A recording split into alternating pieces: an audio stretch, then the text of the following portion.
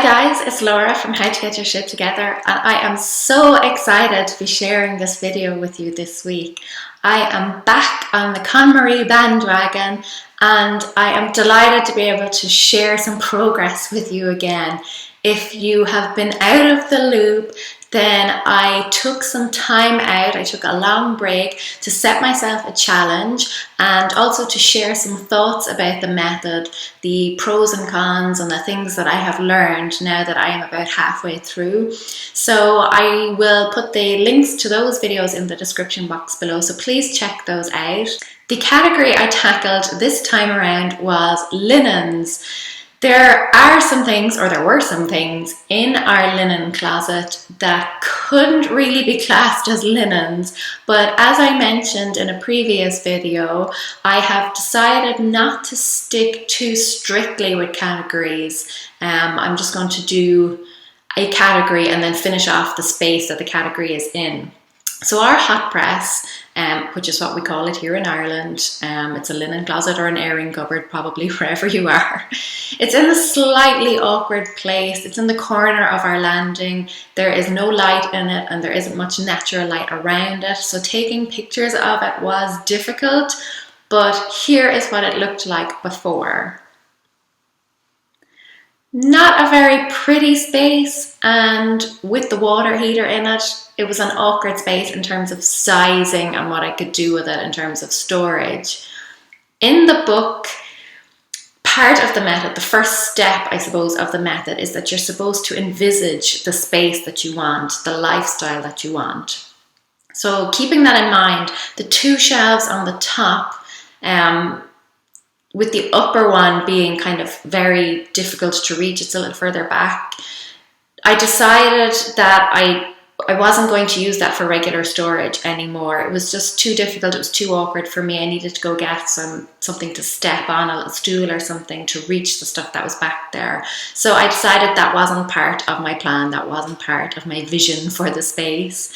I decided that there were only two things that I want to store in there. That is towels and bedclothes, really how a proper linen closet should be. So I pulled everything out. It only took me a few minutes to do, and I stacked everything into subcategories. So what was in it, in terms of my stuff and my husband's stuff, we had 3 towels in there, plus we have 4 that were in use at the time around the house. We had 2 face cloths, which both belonged to my husband and which were buried underneath everything. We had 4 sets of bedclothes for our bed, plus the set that was actually on the bed at the time. We had a fitted sheet, but we also had 3 random pillowcases that my husband brought to the house when we moved in, but they're not part of a set or anything. They're just 3 random mismatched pillowcases. There's also a wedding dress in there, which I bought before I found the dress that I actually wore on my wedding day. And I have been meaning to get rid of that for a long time. That has been sitting around the house for almost 4 years now. I married 3 years, just over 3 years. And I found the dress that I actually wore about 8 months before the wedding. So yes, that other dress has been sitting around for almost 4 years. Oops. And there was also a vacuum storage bag in there, completely randomly. In terms of Scout's stuff then, Scout is my daughter, there were lots of baby clothes in there, a lot of baby clothes. Also 2 sheets for her cot. There was a duvet cover and a complete set of bedclothes for a single bed, but Scout is still in her cot at the moment. We do plan on moving her into her own bed soon, but for now she's still in her cot.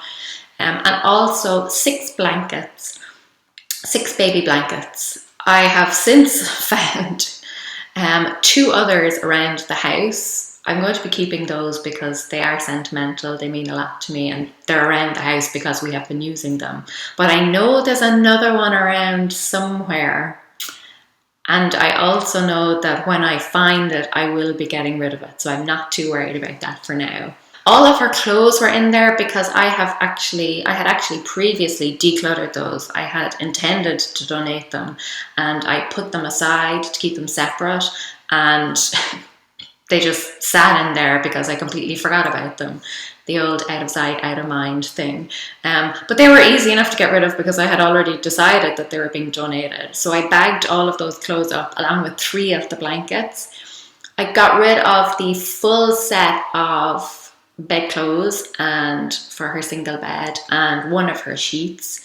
And then for our stuff, for myself and my husband's stuff, I had to run some stuff by my husband. And that is always a sticking point for me. It's always an obstacle. I am purge, and he is hoard.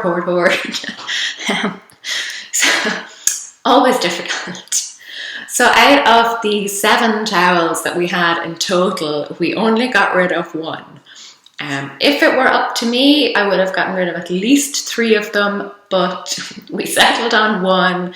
That was the compromise. That is what marriage is all about.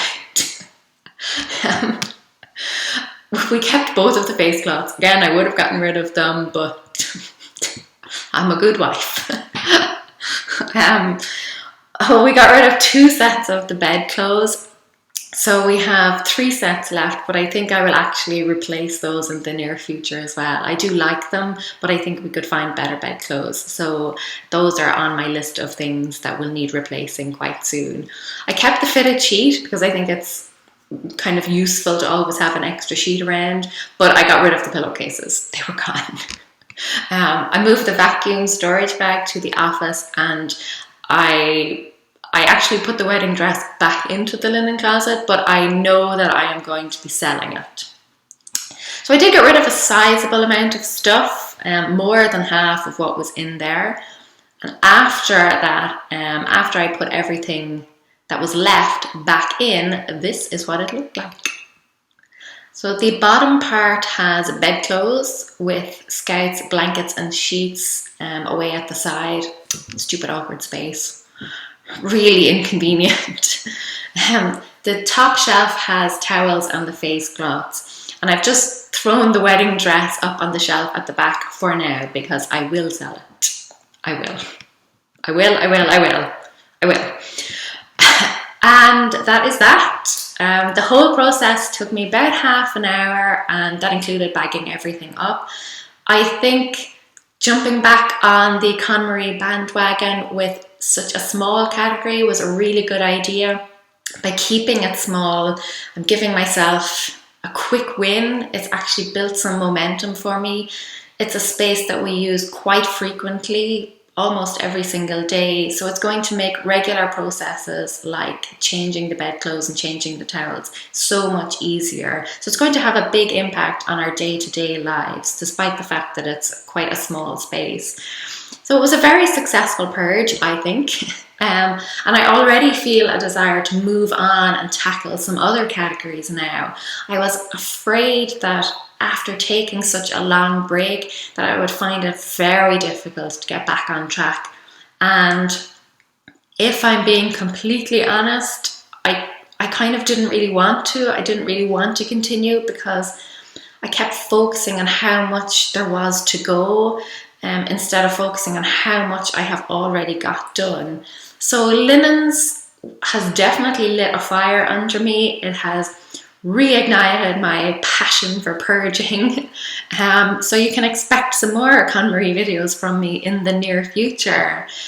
Subscribe to the channel if you don't want to miss those, and give it a thumbs up if you are currently in the middle of the KonMari method, and share your progress in the comments below. I love reading about how other people are getting on with it.